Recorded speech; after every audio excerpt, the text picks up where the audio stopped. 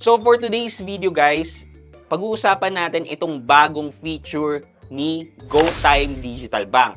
And ano to? I think, sa tingin ko lang siya pa lang yung una kong narinig na digital bank na meron na daw US dollar or foreign currency account. So gaano ba to katotoo? Well, nag-research ako tungkol dito and here's what I found. So kung gusto niyo malaman yan, samahan niyo ako pag-usapan natin yan.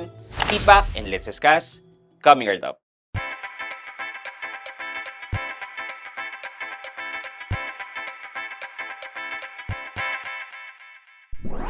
Okay, so guys, nasabi ko nga, ito yung bagong service na dati ko pa inaabangan kay GoTime. Nilaunch na siya 2 weeks ago na yata, and ito na siya. However, hindi pala ito yung hinihintay ko. And bakit? Ano ba yan? Well, it's a time deposit foreign currency account na currently US dollar lang ang ina-accept nila. So, ipapakita ko sa inyo yung details nitong US dollar time deposit ni GoTime and sasabihin ko sa inyo kung ano ba yung ayaw ko dito. So, you log into your GoTime account. Ayan. So, mapupunta kayo dyan. Ayan, new billers daw, etc. Ayan o, kitang-kita na kagad US time deposit, new. So, buy USD, save for a fixed term. So, click natin yan. Ayan. Ito yung sinasabi. Grow your money in US dollar for a fixed term. Easy access to US dollar, buy US dollar, and enjoy the best rates for dollar saving in the market. Dollar saving. No complex requirement. No maintaining balance. Open as many accounts as you want. Okay? Early payout option. You can request payout before the maturity date. So, pwede natin ipa-terminate yung time deposit.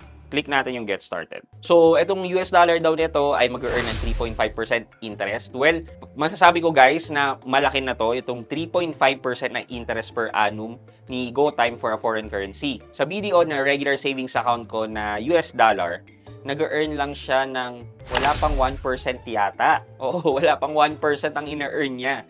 So, hindi talaga siya, bank for me to make my money earn kahit papano. It's just that lagayan lang si BDO talaga ng pera ko right now para maging safe and easy access na maipapalit ko if in case na tumaas yung value ng dollar. Currently, the exchange rate is ang buy ay 58.68, then ang sell naman nila ay 57.81. So, medyo malaki ang discrepancy sa buy and sell. Just to share my experience with BDO Forex, for example, ang prevailing rate ng buy is 58.68. Si BDO usually kumikita lang ng 50 cents.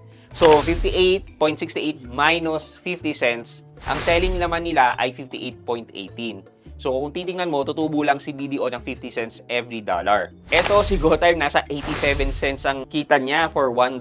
Medyo malaki. Yun ay isang reaction ko dito. At the same time, pag mas mababa yung tenure ng time deposit mo, syempre mas maliit daw yung interest, so 3%. Sige, click natin yung open account. Ito na yung isa sa gusto kong i-highlight dito. Hindi ka pwede magpasok ng sarili mong US dollar kay GoTime. Currently, wala. Walang way.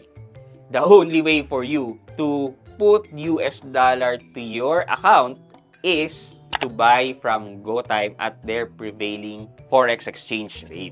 So, kanina, 58.68, yun yung bibilin ko. So, ito yung makukuha nating gross interest for 90 days. Then, tatanggalin natin dyan yung 15% para sa withholding tax. So, times 0.85. So, ito na lang, 0.006. Ito yung kikitain ng $1 mo.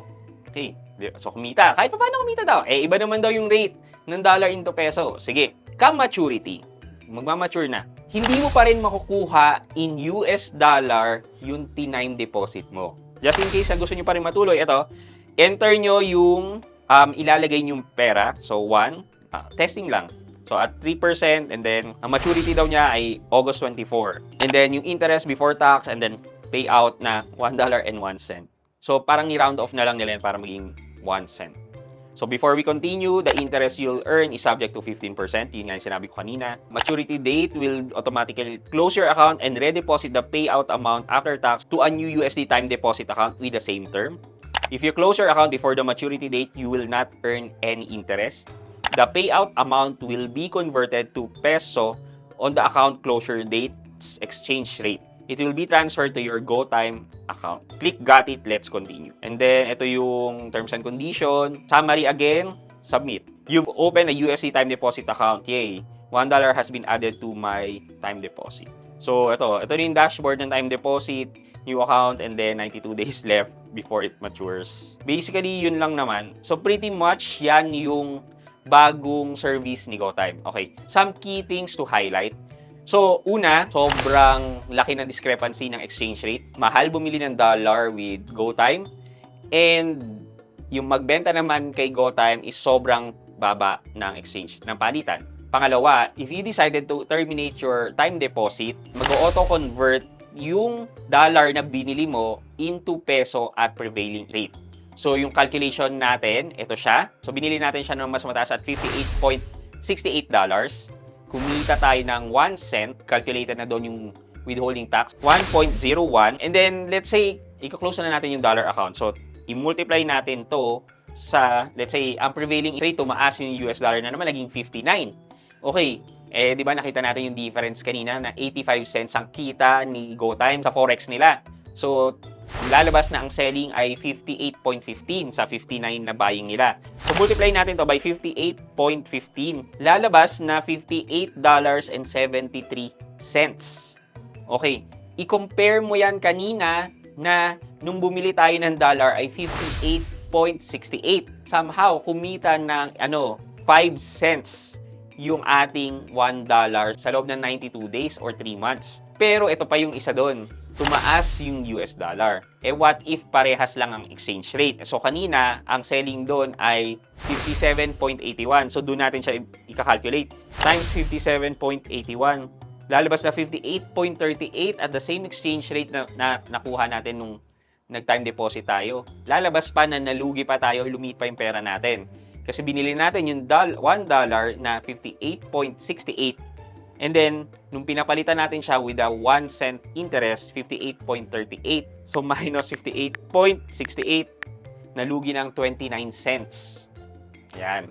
I-multiply nyo na lang yan by 100 or 1,000 para makita nyo in a larger scale. Kasi, kinukuha lang natin dito muna yung basic calculation. So, basically, yan yung bagong service ni GoTime. Okay, kung tatanungin nyo ako if I am happy with this implementation, well, no, I'm not.